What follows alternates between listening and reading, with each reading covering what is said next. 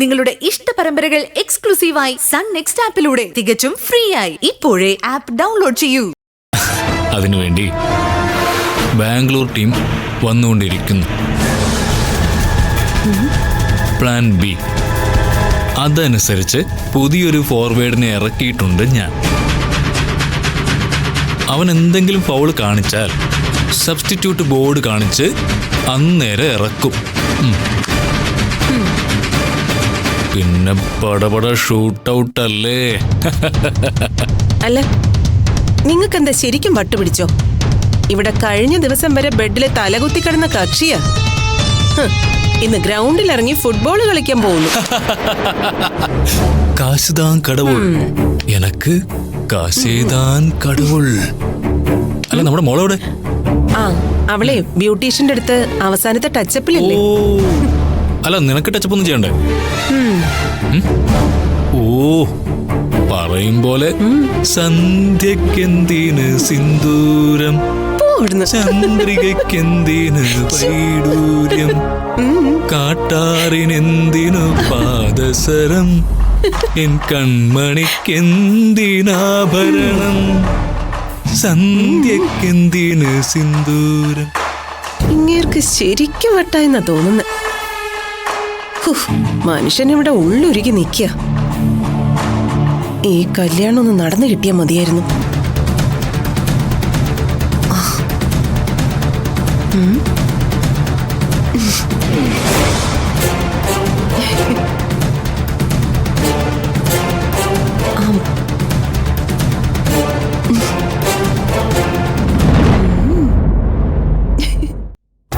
காசேதான் கடவுள், எனக்கு காசேதான் கடவுள், அது கடவுளுக்கும் தெரியுமேடா, அது கடவுளுக்கும்.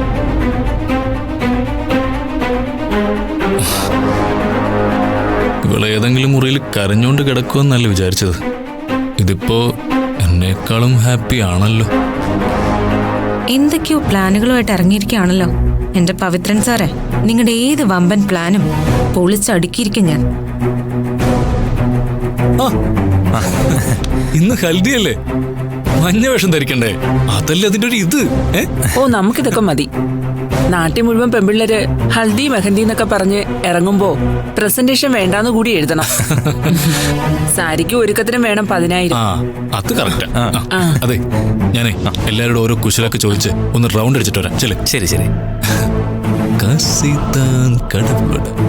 മോളെ അഞ്ജനെ, ഇത്തവണ ഈ കല്യാണം കഴിയുന്നത് വരെ നിന്റെ ശ്രദ്ധ മുഴുവൻ ശ്രേയയുടെ കൂടെ ആവണം.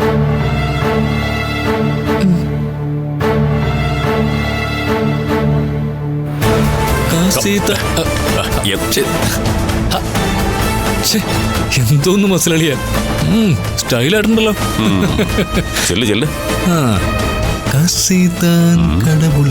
ഇവൻ എന്താ പറ്റിയത്?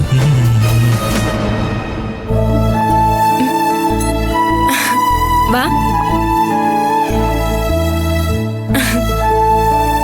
നമുക്കൊരു സെൽഫി എടുക്കാം.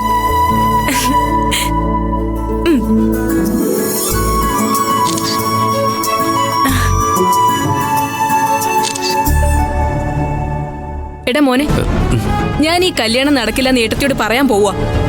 ഹൽദി നടത്തണോ വേണ്ടേന്ന് ഏട്ടത്തി തീരുമാനിക്കട്ടെ. അമ്മ മാസ കിടുക്കാച്ചിയ. അമ്മ എങ്ങനെയെങ്കിലും ഈ കല്യാണം ഒന്നും മുടക്ക്. അതിന് തന്നെയാണ് ഞാനും കാത്തിരിക്കുന്നത്. അമ്മ എന്ത് കാര്യം പറഞ്ഞാ മുടക്കുന്നത്? അമ്മേ, എന്തായാലും അമ്മയുടെ കൂടെ ഞാനുണ്ട്. നിനക്കും പെണ്ണിനും കൂടെ ചെലവിന് കൊടുക്കാൻ നിന്റെ അച്ഛന് നോട്ടടിയൊന്നുമില്ല. ഏട്ടത്തിയോട് നിനക്ക് സ്ത്രീധനമായിട്ട് എന്ത് തരൂന്ന് ചോദിക്കണം. പണവും സ്വത്തും ഒക്കെ ഉള്ളൊരു വീട്ടിൽ നിന്ന് നിനക്ക് പെണ്ണ് നോക്കണമെന്നായിരുന്നു എന്റെ എതിയേട്ടന്റെ ആഗ്രഹം. ഇപ്പോ ഒരു ഗതിയും പരഗതിയും ഇല്ലാത്ത ഗീതേച്ചിയുടെ കയ്യിൽ എന്താ ഉള്ളത്? കല്യാണം കഴിഞ്ഞ് നിങ്ങൾ എങ്ങനെയാ ജീവിക്കാൻ പോകുന്നത്? കയ്യില് പണയില്ലാത്ത ചില പെമ്പിള്ളേര് നല്ല ആമ്പിള്ളേരെ കണ്ട പെട്ടെന്ന് കല്യാണം നടക്കാൻ പ്രേമം നടിച്ചു കൂടും. അതിന്റെ അപ്പുറത്തേക്ക് ഭാവിയെക്കുറിച്ച് ഒരു ചിന്തയും കാണില്ല. അങ്ങനെയല്ലേ നിന്റെ മുറിയിലേക്ക് അവള് വന്ന് കയറിയത്? ഈ അവസാന നിമിഷം അമ്മ എന്ന് പറഞ്ഞ വല്യമ്മ കേക്കോ? നേരത്തെ പറഞ്ഞൂടെ ചോദിക്കില്ലേ? നേരത്തെ പറയാൻ ഇത് മുൻകൂട്ടി തീരുമാനിച്ചുറപ്പിച്ച കല്യാണമൊന്നും അല്ലല്ലോ. പെണ്ണന്വേഷിച്ചു വരുമ്പോ വീട്ടുകാരൊക്കെ കൂടി എന്താ വേണ്ടേന്ന് ചോദിക്കും. അല്ലെങ്കിൽ എന്റെ മോൾക്ക് ഞങ്ങൾ ഇത്രയും കൊടുക്കും എന്ന് പറയും. അങ്ങനെയൊക്കെയല്ലേ എല്ലായിടത്തും നടക്കുന്നത്. ഇത് തമ്പുരാട്ടി സിംഹാസനത്തിലിരുന്ന് കൽപ്പിക്കും. എല്ലാവരും അനുസരിച്ചോണം. ഇതിപ്പോ അടിമഭരണമൊന്നും അല്ലല്ലോ. നിന്റെ മുറിയിൽ ഒരു രാത്രി നീ വിളിക്കാതെ വന്ന് കയറി, കഥ കടച്ചു, കുറ്റിയിട്ടു. ആദ്യ രാത്രിയാണ് പോലും. കല്യാണത്തിന് മുമ്പ് ആദ്യ രാത്രി എവിടെയാണ് ആഘോഷിക്കുന്നത്? ഇത് അമേരിക്കയൊന്നും അല്ല. ഇതിനു മുമ്പ് അവൾ ആരുടെയൊക്കെ മുറി ചെന്ന് കയറി കാണുമെന്ന് ആർക്കറിയാം. എടാ, ഇത് അവളും അവളുടെ അമ്മയും ചേർന്ന് പ്ലാൻ ചെയ്തുണ്ടാക്കിയ കെണിയാ. പോട്ടെ, നാണക്കേട് ഒഴിവാക്കാൻ കല്യാണം നിശ്ചയിച്ചു എന്ന് പറയാം. എന്ന് കരുതി നിനക്ക് നാളെ ജീവിക്കണ്ടേ? നിനക്കൊരു ജോലിയുണ്ടോ? വരുമാനമുണ്ടോ? പിന്നെ ഇത്രയും കാലം നിന്നെ പഠിപ്പിച്ച് ഈ നിലയിലാക്കാൻ ഞങ്ങൾ ഒരുപാട് ബുദ്ധിമുട്ട് അനുഭവിച്ചിട്ടുണ്ട്. നിന്നെക്കുറിച്ച് ഞങ്ങൾക്ക് ഒരുപാട് കണക്കൂട്ടലുകൾ ഉണ്ടായിരുന്നു. നാളൊരു കാലത്ത് അച്ഛനും അമ്മയും നോക്കേണ്ട ആവശ്യം ഉണ്ടായാ? പറയടാ. ഏതു നിമിഷവും ഇവിടുത്തെ തമ്പുരാട്ടിക്ക് തോന്നിയാ ഇവിടെ നിന്ന് ഇറങ്ങി പോവേണ്ടി വരും. ദർശനയ്ക്ക് സംഭവിച്ചതറിയാലോ. അതുകൊണ്ട് ഇതിനൊരു തീരുമാനം ഉണ്ടാക്കിയിട്ട് മതി ഹൽദിയും കൂടപ്പുറതിയും ഒക്കെ. അമ്മേ, അമ്മ എന്തിനാ ഇപ്പം ഇങ്ങനെയൊക്കെ പറയുന്നത്? അല്ല, സ്ത്രീധനത്തിൻ്റെ പേരിൽ കല്യാണം മുടക്കുക എന്നൊക്കെ പറഞ്ഞാൽ അത് നാണക്കേടല്ലേ? പിന്നെ വീണ എനിക്കോ അമ്മയ്ക്കോ അന്യൊന്നുമല്ല. അതുമല്ല, ഈ സ്ത്രീധനത്തിൻ്റെ പേരിൽ വിലപേശുക എന്നൊക്കെ പറഞ്ഞാൽ... എടാ, നീ ഒരു ബിസിനസ് തുടങ്ങാൻ കല്യാണം കൊണ്ട് കഴിയുമെന്നാ വിചാരിച്ചത്. ഇപ്പൊ പറയാനുള്ളത് പറഞ്ഞില്ലെങ്കിൽ ജീവിതകാലം മുഴുവൻ മരുമകനായിട്ട് ഏതെങ്കിലും നമ്പർ ഇടാത്ത മുറിയിൽ അന്തേവാസിയായിട്ട് ഇവിടെ തന്നെ അടിമ ജീവിതം നയിക്കേണ്ടി വരും. ഞാൻ നിങ്ങളുടേതൊരു കല്യാണമായേ കാണുന്നില്ല. ഒരു കല്യാണമാണെങ്കിൽ അതിനൊരു അന്തസ് വേണം.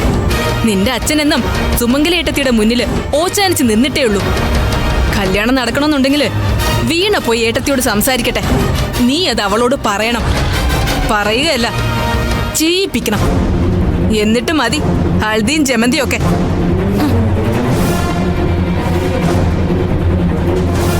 അവസാന നിമിഷത്തിൽ വീണ് കിട്ടിയ ബമ്പർ ചാൻസാ.